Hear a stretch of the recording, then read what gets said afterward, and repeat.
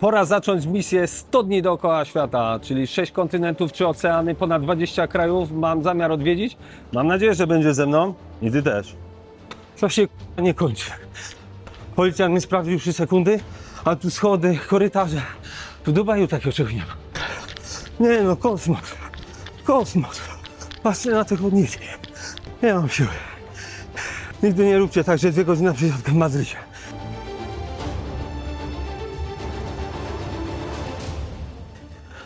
No i to jest ten dzień, kiedy trzeba powiedzieć, czas ruszać. Misja jest ambitna. Dawno nie vlogowałem, więc troszeczkę musimy tutaj wejść na odpowiednie obroty. Trochę muszę nabrać rozpędu, no ale się żegnam. Pa, mamo. Trzymaj się. Trzymaj się. No, kocham cię, pa. Ja też, pa. No. I lecimy jeszcze, torba ze sprzętem i ogień.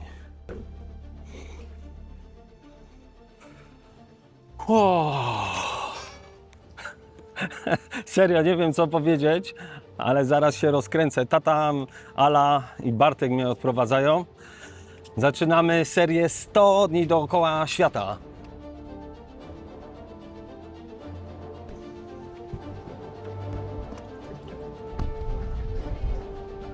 To jest ten dzień. Jadę. Ale trochę lżej muszę przyznać niż 3 lata temu, bo wtedy to miałem sieczkę w głowie, a teraz no też będziemy oczywiście tęsknić. Wspiera mnie tak bardzo mentalnie. Tato, jedź, rób to co lubisz, ja se dam radę. I to ja se dam radę mnie tak ujęło w tej wiadomości, którą mi wysłała przedwczoraj w nocy, że mnie wszystkie lęki puściły. No i co? I trzeba cisnąć. Nie? Tak. Kocham cię. Zaraz to szybko minie. Ja sobie też mówię, że jadę tylko na tydzień. A później będzie drugi tydzień. Może 3., 4.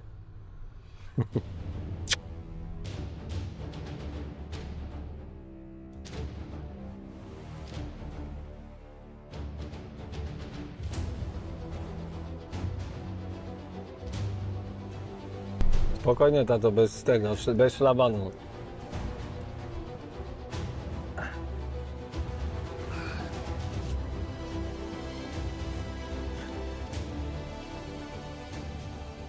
Lecę tym razem bez ciebie. Były wakacje, teraz pora się przyłożyć trochę do nauki.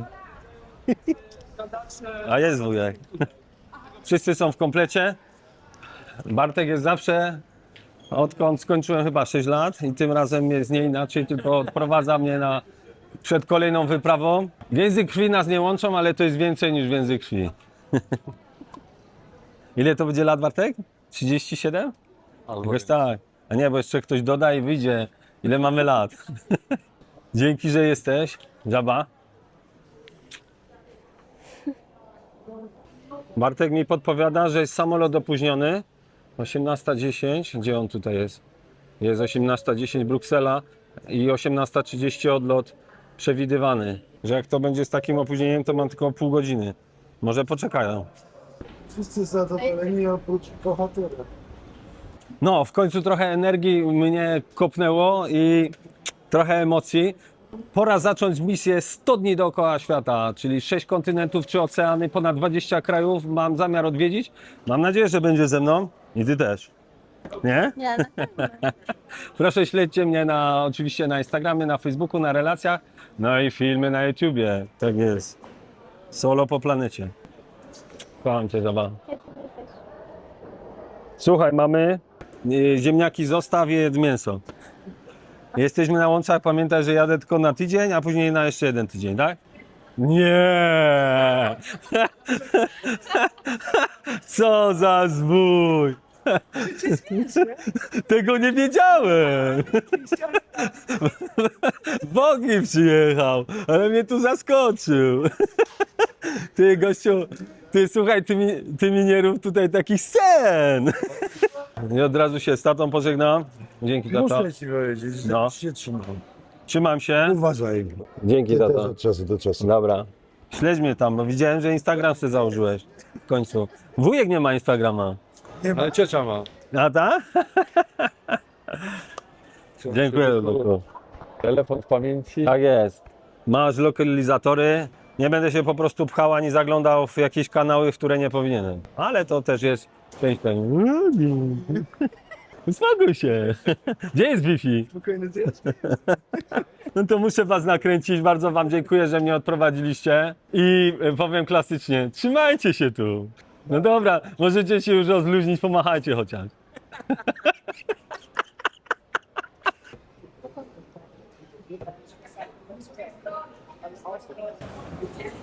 Halo!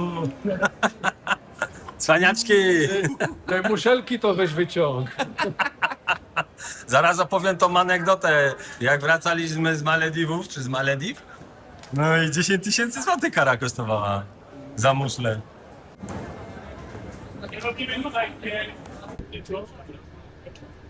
Nie powiem, bo się trochę przystresowałem. Samolot z Krakowa do Brukseli jest opóźniony około 25 minut, a ja następny samolot muszę złapać do Madrytu, a mam na to 50 minut, więc niewiele więcej czasu niż na Teleexpress zostaje. No ale nic, trzeba się modlić i liczyć na cud. Może to przez te dzisiejsze drony, nie wiem. Dobra, wsiadamy.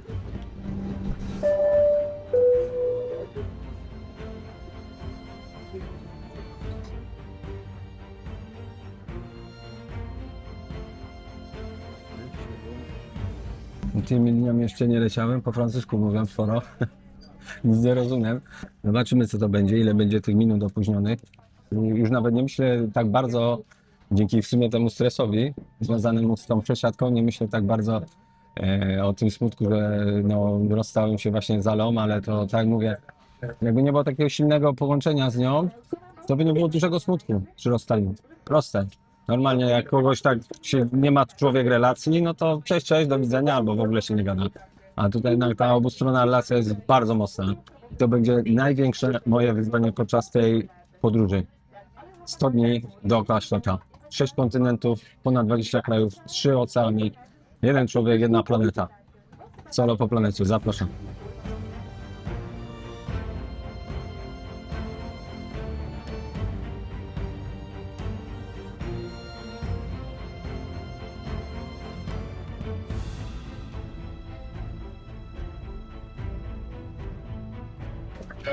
Walka z czasem, wylądowałem właśnie w Brukseli. Mam 19 minut do odlotu. Przypomniałem sobie, kiedy byłem ostatnio w Brukseli i to było 21 lat temu na meczu Wisła z Anderlechtem. To jeszcze był czas, kiedy piłka nożna była bardzo obecna w moim życiu, a teraz to się czasem drapie po głowie. Za czym oni biegają? Z wrażenia zasło mi w gardle, ale też przyczyną mojego pragnienia jest to, że kupiłem sobie butelkę wody w Balicach, chociaż już od paru dni podobno nie ma, znaczy nie podobno, tylko nie, jest zniesiony limit 100 ml, można 2 litry nawet wody wziąć, oczywiście nie pomyślałem, ale kanapki mam.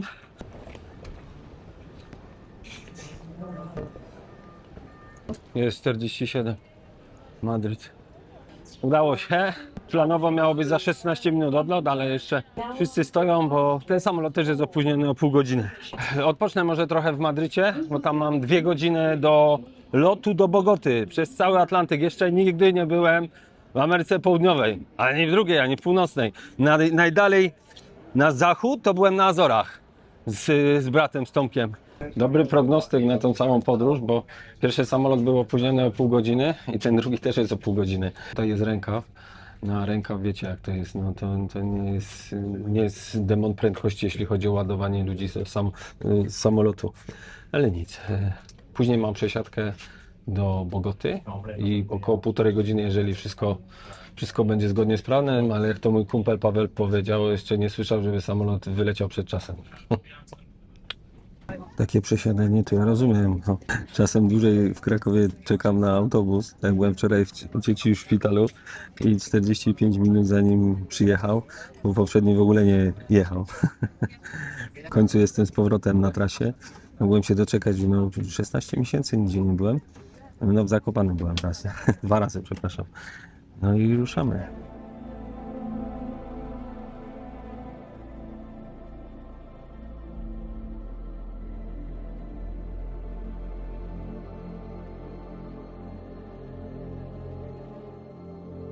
Jestem w Madrycie, czegoś takiego to nie widziałem nawet na polskich lotach z polskimi pasażerami, bez obrazy, ale no czasem to wyglądało różnie.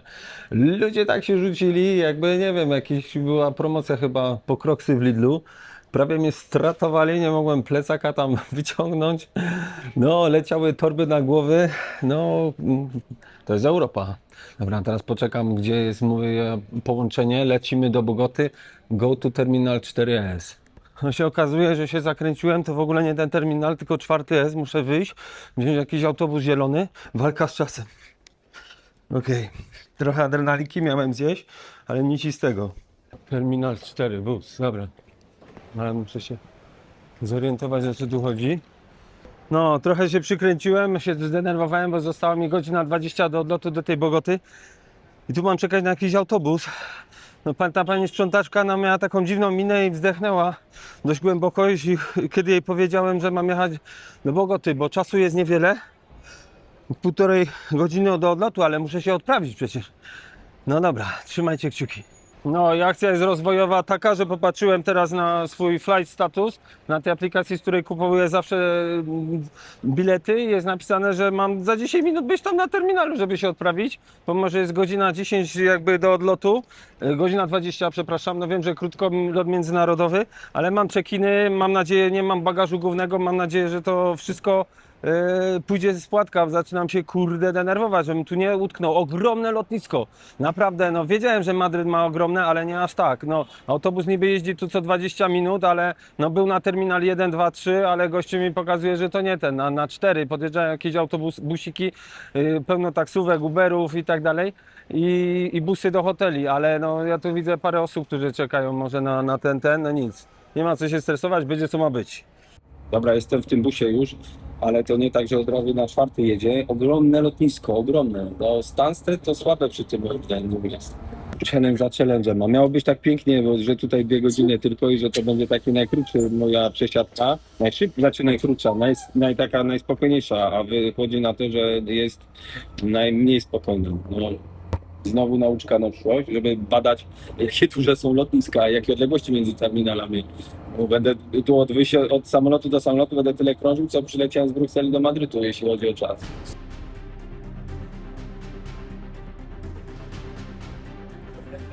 No i boarding gate jest zamknięte, jak było napisane, do 12:30, ale mam ten check-in, więc bijam pół godziny do odlotu.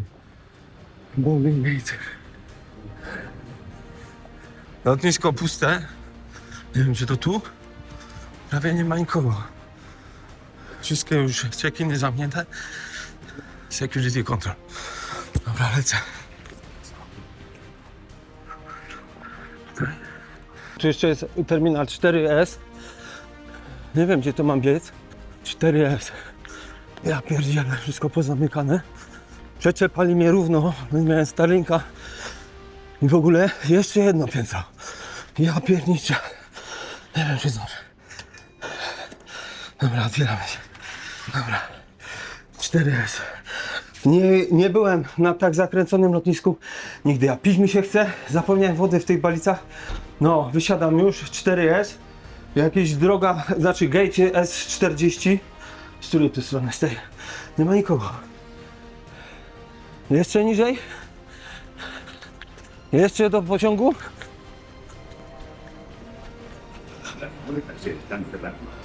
Ale zdążyłem. Ja pierwszy. Jakby tego mało było, to jeszcze pociąg, który musi przejechać na ten 4S. I w ostatniej chwili wpadłem na stację. No gdzieś mi to sprzyja chyba, to szczęście, ten kosmos, ten wszechświat. Tu pani też mi podpowiada, że to dobrze jadę. I droga to jest 40. Ktoś tu jedzie. Więc nie jestem może sam. Może mi się tylko tak wydaje. A gorąco się zrobiło? 24 stopnie na zewnątrz, ale w tych wagonach jest jakby było 35. No i plus jeszcze emocje moje grają. Jak widzicie, mam tu poduszkę i bluzę. Już przygotowany w miarę do spania, żeby nie robić jakiegoś zamieszania, jak wrzucę bagaż do góry. No bo prawie 11 godzin lotu przede mną. A ile jeszcze zostało czasu? Nawet nie wiem, chyba 20 minut do odlotu.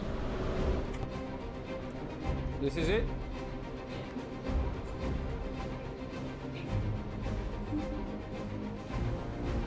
Muchas gracias.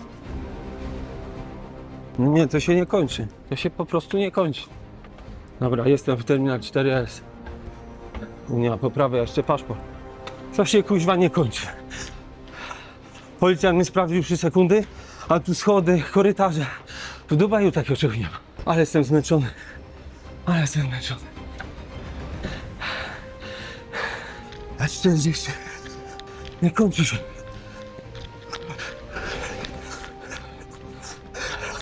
Nie no, kosmos. Kosmos. Patrzcie na te chodniki.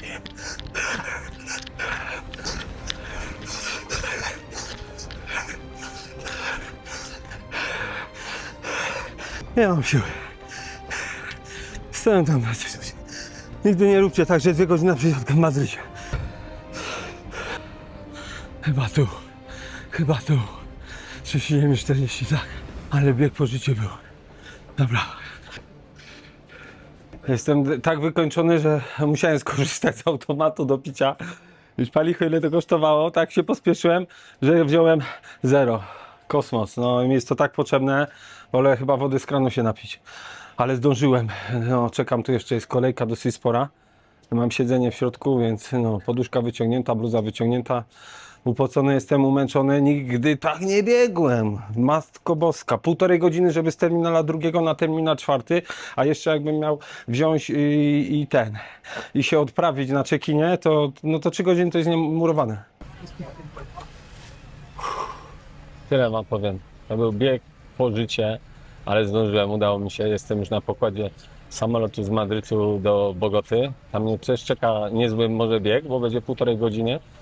Nie wiem jak ten samolot doleci, ale wszystko się na razie układa tak jak ma się układać. Poza tym kosmicznym przemieszczaniem się po tych terminalach wygląda, że samolot jest absolutnie pełny.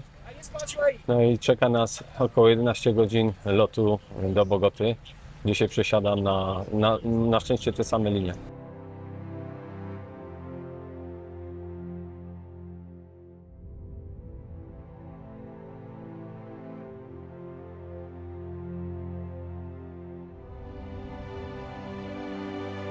Witam Was bardzo serdecznie. Jesteśmy już w przestrzeni powietrznej Wenezueli, czyli jestem cały podekscytowany, bo nowy kontynent. Witamy w Kolumbii. Technicznie jestem na ziemi kolumbijskiej, ale praktycznie nie zaliczam tego do jakiegokolwiek zaliczenia takiego kraju. W Chinach też się kilka razy przesiadałem w życiu i nie mogę powiedzieć, że byłem w Chinach. Mam 2 godziny do odlotu do Limy, do Peru, tam gdzie cała nasza przygoda 100 dni dookoła świata się zaczyna, więc mam nadzieję, że będziesz ze mną. Nogi mnie trochę jednak jeszcze bolą po tym wypadku w Austrii, ale to chyba miało wpływ bardzo duży ten długi lot, chociaż był o godzinę krótszy niż przewidywano, bo pokazywało na początku, że 10,5 godziny, a przelecieliśmy Atlantyk w 9,5 godziny.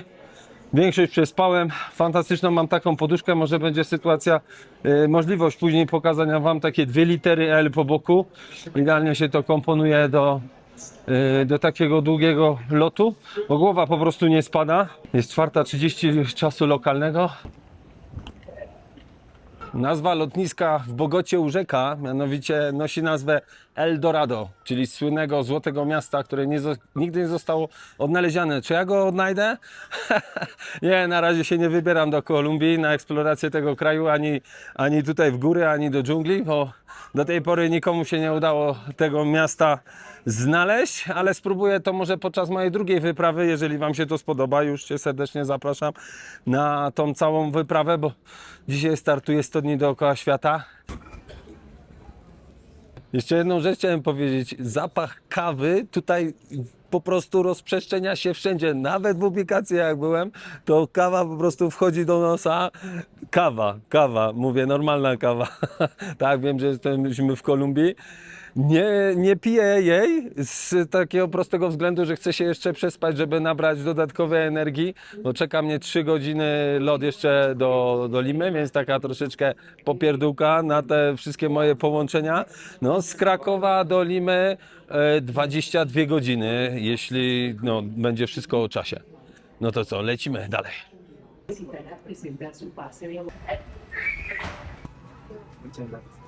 Jestem już w locie, gdzieś mniej więcej w połowie drogi między Kolumbią a Peru I dziwna sprawa, bo pierwszy raz jestem w samolocie, gdzie nie ma w ostatnim rzędzie w ogóle okna.